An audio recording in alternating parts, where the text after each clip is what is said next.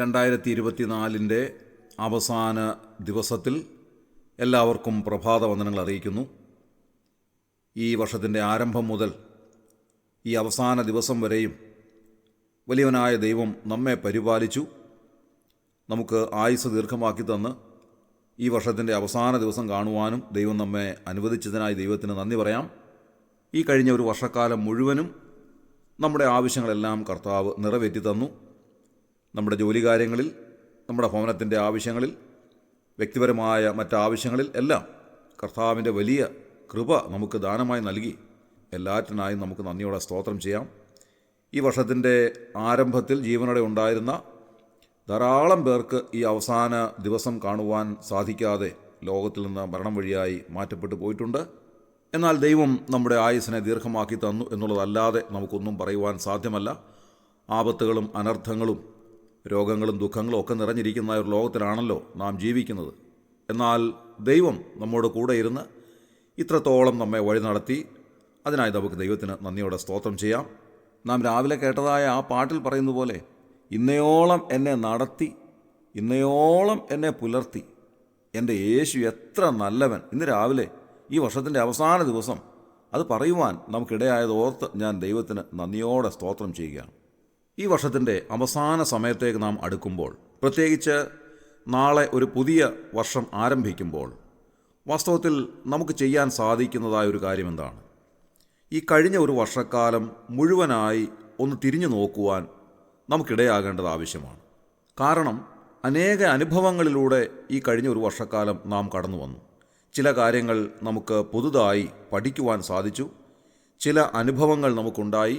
ആ അനുഭവങ്ങൾ നാം നേരത്തെ ധരിച്ചിരുന്നതായ കാര്യങ്ങൾ തെറ്റായിരുന്നുവെന്നോ അല്ലെങ്കിൽ അതായിരുന്നു ശരിയെന്നോ ഒക്കെ നാം ബോധ്യപ്പെട്ടതായ അനേക അനുഭവങ്ങൾ ഈ കഴിഞ്ഞൊരു വർഷക്കാലം നമ്മുടെ ജീവിതത്തിൽ ഉണ്ടായിട്ടുണ്ട്. ആ അനുഭവങ്ങളിൽ ചിലത് സന്തോഷത്തിനായിട്ടുള്ള അനുഭവങ്ങളുണ്ട്, ചിലത് നൊമ്പരപ്പെടുത്തുന്ന അനുഭവങ്ങളുണ്ട്, മനസ്സിൽ നിന്ന് മായാതെ കിടക്കുന്ന അനേക അനുഭവങ്ങൾ നമുക്കുണ്ടായിരിക്കാം. അങ്ങനെ വിവിധ നിലകളിൽ ഈ കഴിഞ്ഞൊരു വർഷക്കാലം ഒരുപാട് അനുഭവങ്ങളിലൂടെ നാം കടന്നു പോയിട്ടുണ്ട്. അതൊക്കെ നമുക്ക് സമ്മാനിക്കുന്ന പാഠങ്ങൾ വളരെ വിലയേറിയതാണ്. നമുക്കറിയാം, ഗവൺമെൻറ്റിൻ്റെ അനേക പദ്ധതികൾ, അല്ലെങ്കിൽ വലിയ വലിയ കമ്പനികളുടെ വരാനിരിക്കുന്ന അനേക പദ്ധതികൾ അവർ രൂപകൽപ്പന ചെയ്യുന്നത് കഴിഞ്ഞ വർഷങ്ങളിലെ അനുഭവങ്ങളുടെ വെളിച്ചത്തിലാണ്. എല്ലാ കച്ചവടക്കാരും അവരുടെ കച്ചവടത്തെ മെച്ചപ്പെടുത്തുവാൻ ആഗ്രഹിക്കുന്നത് പഴയ കാലത്തെ അനുഭവങ്ങളുടെ വെളിച്ചത്തിൽ തന്നെയാണ്.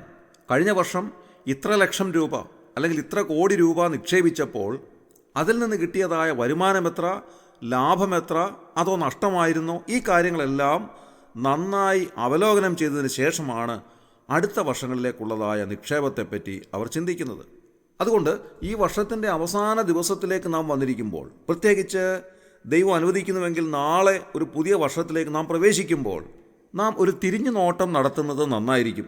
കഴിഞ്ഞ വർഷത്തെ നമ്മുടെ ജീവിതത്തെ നന്നായി ഒന്ന് അപഗ്രഥിക്കുവാൻ, അതും ദൈവവചനത്തിൻ്റെ വെളിച്ചത്തിൽ നമ്മുടെ ജീവിതത്തെ ഒന്ന് അവലോകനം ചെയ്യുവാൻ നമുക്ക് സാധിക്കണം. അത് ഏറ്റവും അത്യാവശ്യമായ ഒരു കാര്യമാണ്. അങ്ങനെ നാം അവലോകനം ചെയ്യുമ്പോൾ ഒരു കാര്യം നമുക്ക് മനസ്സിലാകും. ദൈവത്തോട് നാം അടുത്ത് ചെല്ലുന്നതായ സമയം നമ്മുടെ ജീവിതത്തിൽ അനുഗ്രഹങ്ങൾ ലഭിച്ചിട്ടുണ്ട്. നാം ദൈവത്തിൽ നിന്ന് അകന്നു പോയതായ സമയം നമ്മുടെ അനുഗ്രഹങ്ങൾ ഏറ്റവും കുറഞ്ഞിരിക്കുന്നു എന്നും കണ്ടെത്തുവാൻ സാധിക്കും. ദൈവത്തോട് അടുത്തിരിക്കുന്നത് എനിക്കേറെ നല്ലത് എന്നാണ് നാം സങ്കീർത്തനത്തിൽ വായിക്കുന്നത്.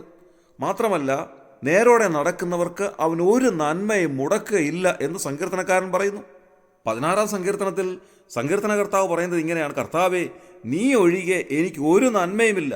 അതുകൊണ്ട് കഴിഞ്ഞൊരു വർഷക്കാലം മുഴുവനും കർത്താവ് നമുക്ക് നൽകിത്തന്ന നന്മകളല്ലാതെ മറ്റൊരു നന്മയും നമ്മുടെ ജീവിതത്തിൽ ഇല്ല എന്ന് കണ്ടെത്തുവാൻ നമുക്ക് സാധിക്കും.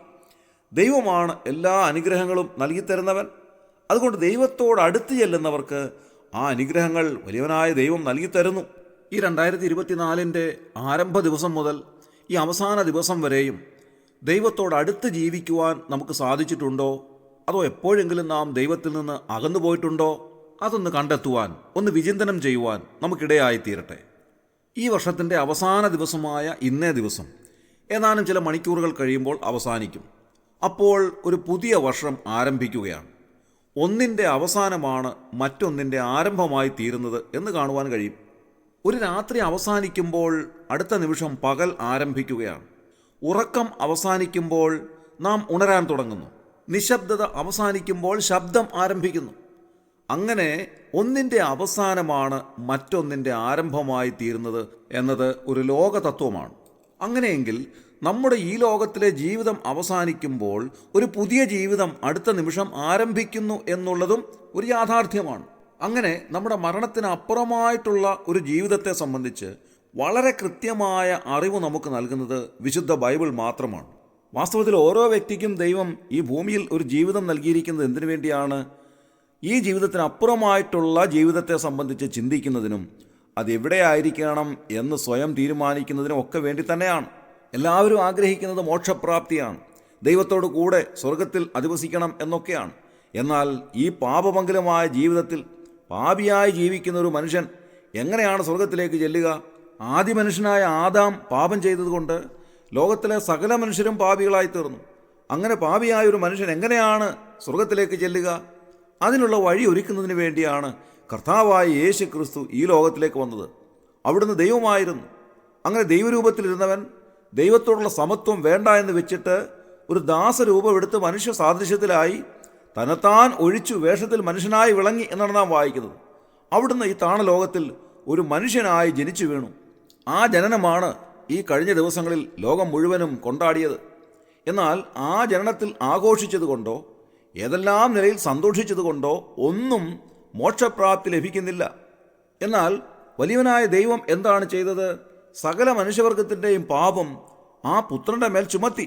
അങ്ങനെ കർത്താവായ യേശു ക്രിസ്തു കാൽവറി ക്രൂശിൽ സകല മാനവരാശിക്ക് വേണ്ടി ഒരു യാഗമായി അർപ്പിക്കപ്പെട്ടു.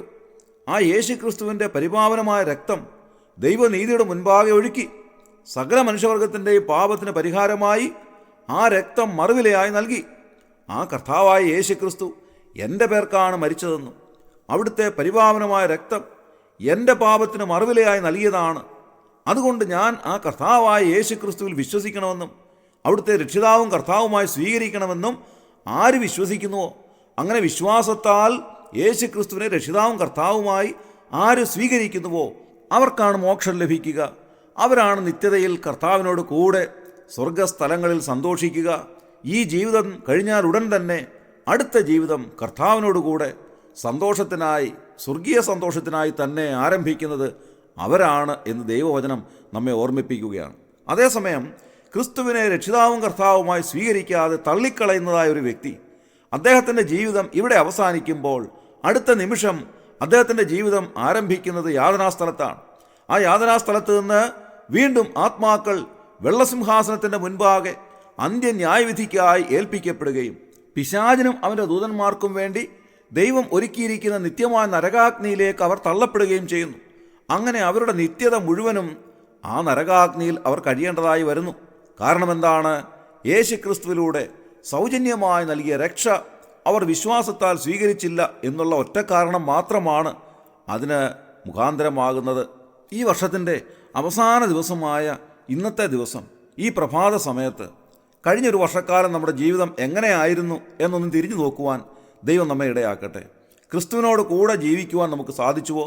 കർത്താവായ യേശു ക്രിസ്തുവിനെ രക്ഷിതാവും കർത്താവുമായി സ്വീകരിച്ച് ദൈവത്തിൻ്റെ വകയായിത്തീർന്ന് നിത്യമായ സ്വർഗരാജ്യത്തിൻ്റെ അവകാശിയായിത്തീർന്ന് ധൈര്യത്തോടെയും സന്തോഷത്തോടെയും ജീവിക്കുവാൻ നമുക്ക് സാധിച്ചുവോ? അങ്ങനെയുള്ള ഒരു വ്യക്തിക്ക് ധൈര്യത്തോടെ പറയുവാൻ സാധിക്കും, എൻ്റെ ഈ ജീവിതം ഇന്ന് അവസാനിച്ചാലും അടുത്ത നിമിഷം ഞാൻ കർത്താവിനോട് കൂടെ ആയിരിക്കും. അതാണ് ഏറ്റവും വലിയ സന്തോഷകരമായ നിത്യത. അതുകൊണ്ട് പിന്തിരിഞ്ഞ് നോക്കുമ്പോൾ എൻ്റെ ജീവിതം നഷ്ടമായില്ല, എനിക്ക് ലാഭമാണ്, അനുഗ്രഹമാണ് എന്ന് ചിന്തിക്കുവാൻ സാധിക്കും. അല്ല, ക്രിസ്തുവിനെ കൂടാതെയാണ് ഈ കഴിഞ്ഞ നാളുകളൊക്കെ ജീവിച്ചത്. ഈ 2024 ഒരു വർഷം മുഴുവനും ദൈവം നൽകിയിട്ടും അനേക പ്രാവശ്യം ഈ സുവിശേഷം കേട്ടിട്ടും കർത്താവിനെ രക്ഷിതാവും കർത്താവുമായി സ്വീകരിക്കുവാൻ എനിക്ക് സാധിച്ചില്ല എന്ന് വിചാരിക്കുന്ന ഒരു വ്യക്തിയാണോ താങ്കൾ? അങ്ങനെയാണെങ്കിൽ ദൈവവചനം പറയുകയാണ്, താങ്കളുടെ ജീവിതം നഷ്ടമായിപ്പോയി, നിരാശയായിപ്പോയി, യാതൊരു പ്രയോജനമില്ലാത്തതായി തീർന്നിരിക്കുന്നു. ഇന്ന് മരിച്ചാൽ താങ്കളുടെ ആത്മാവ് അടുത്ത നിമിഷം യാതനാസ്ഥലത്തേക്ക് പോകുന്നു, പിന്നീട് അന്ത്യന്യായവിധിക്കായി ഏൽപ്പിക്കപ്പെടുന്നു. അതിനുശേഷമായി പിശാചിനും അവൻ്റെ ദൂതന്മാർക്ക് ഒരുക്കിയിരിക്കുന്ന നിത്യമായ നരകാഗ്നിയിലേക്ക് തള്ളപ്പെടുന്നു. നിത്യത മുഴുവൻ അവിടെ കിടക്കേണ്ടതായിട്ട് വരുന്നു. എന്തൊരു ജീവിതമാണിത്! അതുകൊണ്ട് ഈ കഴിഞ്ഞൊരു വർഷക്കാലം മുഴുവനും ലഭിച്ചപ്പോൾ ലോകത്തിൻ്റെ സന്തോഷങ്ങളിൽ മാത്രം ആശ്രയിച്ച് അതിൽ ആനന്ദിച്ചു പോയിരുന്നുവെങ്കിൽ ജീവിതം മുഴുവനും നഷ്ടത്തിലാണ്, ഈ വർഷത്തിൻ്റെ അവസാന ദിവസം ഈ രാവിലെ സമയത്ത് കർത്താവായ യേശു ക്രിസ്തുവിനെ ജീവിതത്തിലേക്ക് സ്വീകരിക്കുവാനുള്ള ഒരു നല്ല അവസരമായി തീർന്നിരിക്കുന്നു. അങ്ങനെ കർത്താവിനെ സ്വീകരിച്ച് ജീവിതം അനുഗ്രഹപൂർണ്ണമാക്കുവാനും നിത്യമായ സ്വർഗരാജ്യത്തിന് ഞാൻ അവകാശിയായി തീരുമെന്നുള്ള ഉറപ്പോടുകൂടെ ജീവിക്കുവാനും ദൈവവചനത്തിൻ്റെ അടിസ്ഥാനത്തിൽ അത് പ്രാപിക്കുവാനും കർത്താവ് നിങ്ങളെ ഓരോരുത്തരെയും സഹായിക്കട്ടെ. എല്ലാവർക്കും അനുഗ്രഹപൂർണ്ണമായ സന്തോഷകരമായ ഒരു പുതിയ സംവത്സരം ആശംസിക്കുന്നു. നമ്മുടെ കണ്ണുകൾ അടയ്ക്കാൻ പ്രാർത്ഥിക്കാം. ദൈവമേ, ഞങ്ങളുടെ സ്വർഗീയ നല്ല പിതാവേ, ഞങ്ങൾക്ക് നൽകിയ ഈ നല്ല സമയത്തിനായി ഞങ്ങൾ നന്ദിയോടെ സ്തോത്രം ചെയ്യുന്നു. അവിടുത്തെ അളവറ്റ കരുണയാൽ ഈ വർഷത്തിൻ്റെ അവസാന ദിവസത്തിലേക്ക് ഞങ്ങളെ കൊണ്ടുവന്നതിനായി ഞങ്ങൾ നന്ദി പറയുന്നു. ഞങ്ങൾക്ക് ആയുസ്സും ആരോഗ്യവും നൽകി തന്ന് ഞങ്ങളെ ഇന്നയോളം പുലർത്തിയ എല്ലാ കരുണയ്ക്കായും കൃപയ്ക്കായും ഞങ്ങൾ നന്ദിയോടെ സ്തോത്രം ചെയ്യുന്നു. കഴിഞ്ഞൊരു വർഷക്കാലം നോക്കുമ്പോൾ കർത്താവെ, ഞങ്ങളുടെ ജീവിതത്തിൽ ഒരുപാട് പ്രയാസങ്ങളും ബുദ്ധിമുട്ടുകളും നിരാശകളും ജീവിതത്തിൽ മറക്കാനാവാത്ത നൊമ്പരപ്പെടുത്തുന്ന അനേക അനുഭവങ്ങളും ഉണ്ടായിട്ടുണ്ട്. എന്നാൽ അതിൻ്റെയൊക്കെ മധ്യത്തിൽ ഞങ്ങളെ താങ്ങി നടത്തിയ ദൈവകൃപയ്ക്കായി ഞങ്ങൾ നന്ദി പറയുകയാണ്.